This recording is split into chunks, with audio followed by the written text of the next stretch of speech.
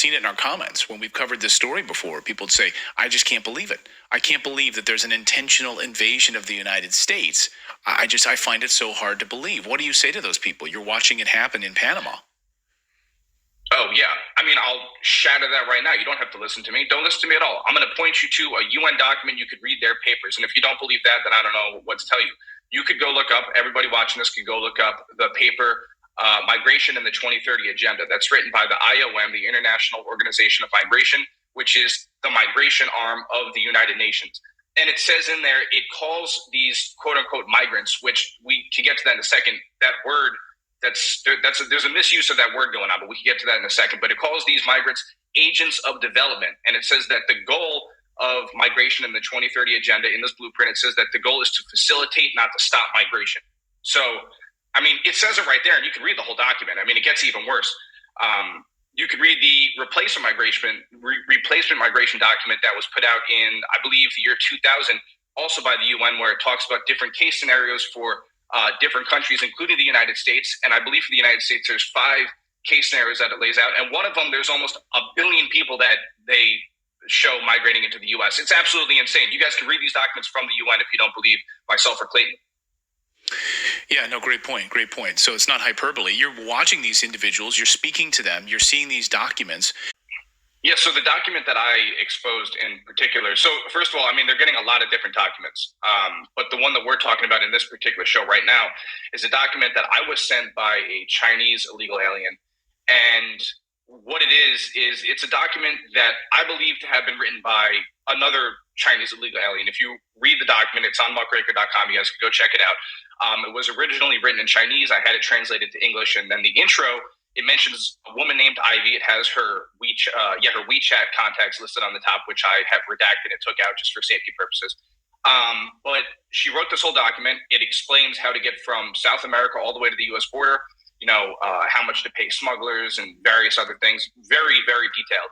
And then I would say probably 75% of the document, maybe about 150 pages, talks about how to exploit the U.S. asylum system and U.S. asylum law. And so this document was sent to me by a Chinese illegal alien who I met in the Darien Gap, who's now living here in Los Angeles.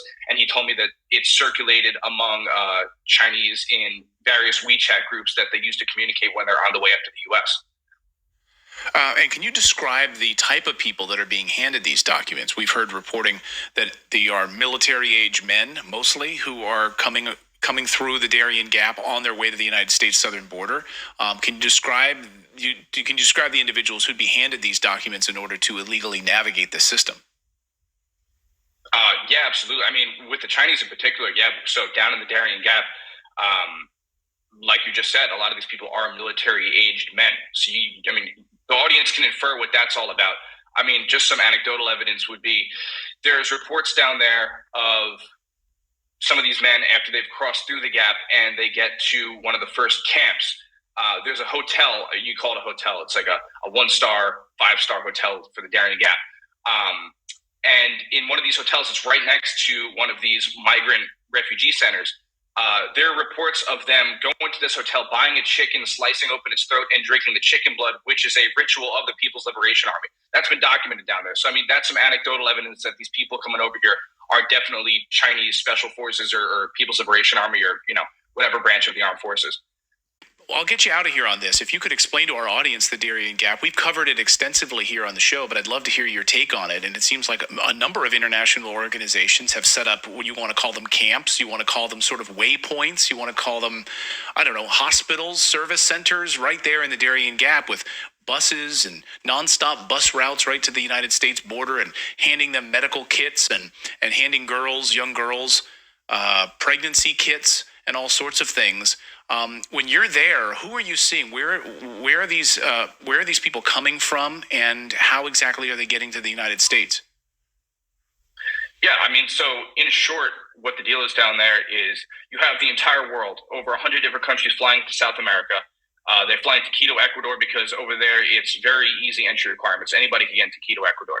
Then they illegally cross into Colombia. And by the way, this is all written in that translated Chinese document if you want to read it, if your audience wants to. So this is part of the blueprint. This is detailed in the blueprint. Yeah.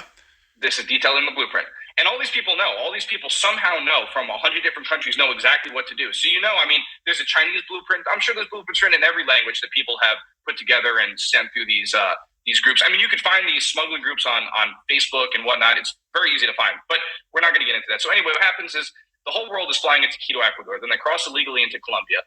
And then they trek through the Darien Gap, which connects North and South America, a very thin strip of land. And that's lawless jungle. And I'm here, so we'll shatter a myth right now, the idea that this is some sort of humanitarian operation.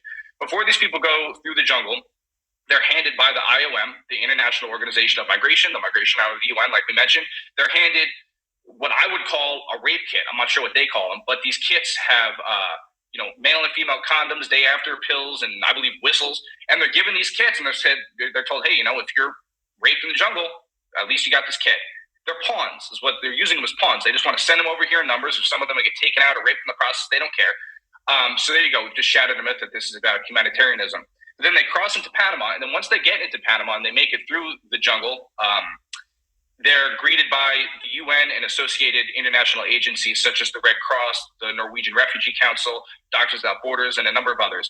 And they're actually given, for example, maps. I have right in front of me a map from the Red Cross that details the whole route to get from Panama to the U.S. border. I mean, multiple different routes and multiple different entry points. And it has about 200 different stops that are friendly to illegal immigrants where you can stop and charge your phone and get food. And then they're also given, various aid packages and sent on their merry way to the United States. And that's what's going on. And it's a whole staging point, basically, where they can recuperate, get instructions and materials to then ultimately make their way all the way up to the U.S. border. Unbelievable. Remarkable story, Anthony.